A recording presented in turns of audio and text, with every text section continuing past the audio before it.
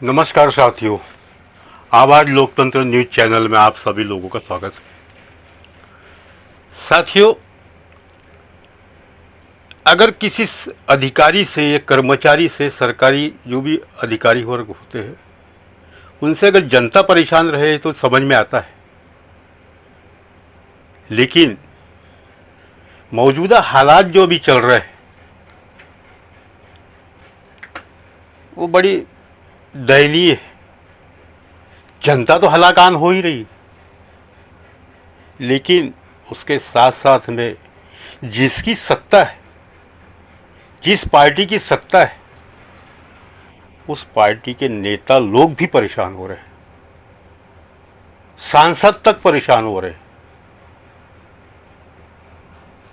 यहां तक कि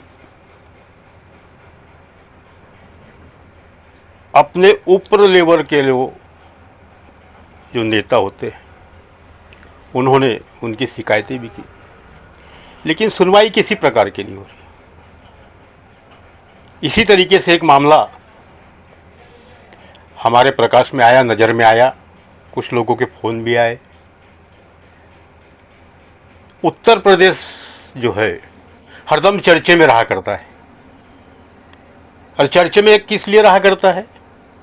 वहाँ की वर्तमान की अभी जो गुंडागर्दी, तानाशाही, वो चर्चे में आया जाया करती है। जो कि एक समय था, आज से 20 साल पहले उत्तर प्रदेश और बिहार का नाम जो है जाना जाता रहा कि सबसे ज़्यादा IAS IPS सेना में, फौज में उत्तर और बिहार के लोग भर्ती हुआ करते थे।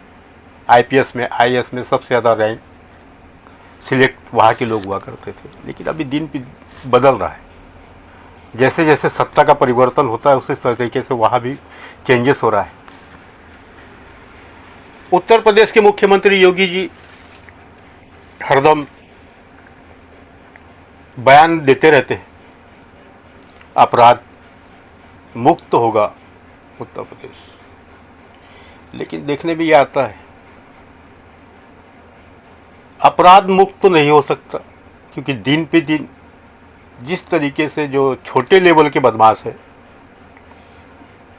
जिनके ऊपर में गुंडा एक्ट लगा हुआ है, उनकी तादाद दिन पे दिन बढ़ रही।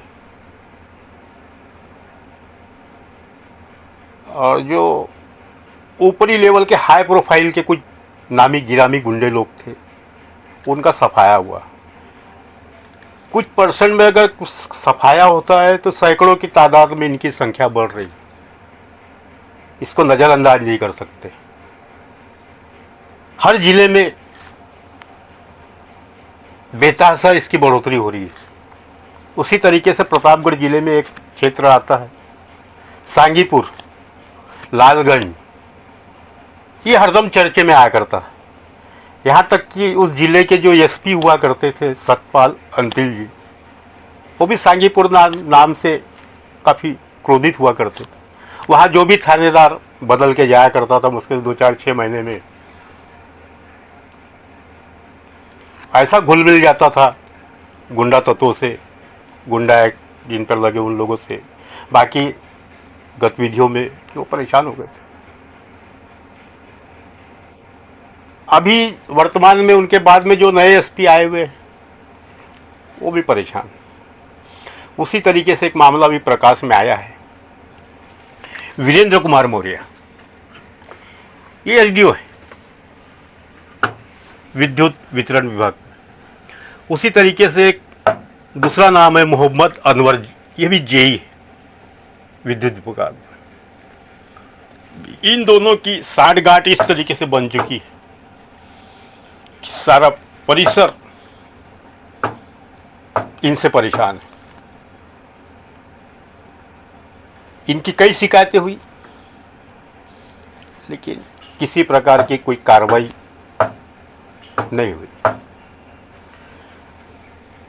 अभी कुछ ही दिन पूर्व, हफ्ता भर पहले, दैनिक भास्कर में एक खबर छपी हुई थी कि वीरेंद्र कुमार मौर्य जो है SDO, और अन्य ऐसे 4 हैं, जैसे 5 लोगों का तबादला हो गया है, लेकिन 4 लोगों ने जहां उनका तबादला हुआ था, ट्रांसफ़र हुआ था, उन्होंने वहां ज्वाइनिंग कर ली। लेकिन वीरेंद्र कुमार मौर्य आज भी उसी जगह पर तटस्थ है। अब इनको किसकी छत्र छाया में क्या आशीर्वाद प्राप्त है, ये चर्चे का विषय है।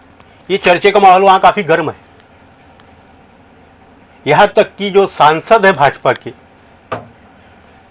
एक उत्तर प्रदेश में एक अच्छी पकड़ है उनकी, यानी मुख्यमंत्री के रेस में रहने वाले व्यक्ति संगमलाल गुप्ता जी, इनके पास भी काफी शिकायतें गई। उन्होंने भी संबंधित डिपार्टमेंट को लिखा, उसके पत्र भी हैं, लेकिन देखने में यह आया कि उनके पत्र को भी नजरअंदाज कर दिया गया। यानी ये जो माहौल चल रहा है उत्तर प्रदेश में, प्रतापगढ़ जिले के अंतर्गत लालगंज हो गया, सांगीपुर हो गया, सरकारी कर्मचारियों अधिकारियों का काफी मनोबल बढ़ते जा रहा है, और उससे जो आम जनता हलाकान हो रही है, जो परेशान हो रही है, इसकी परिस्थिति काफी दयनीय है।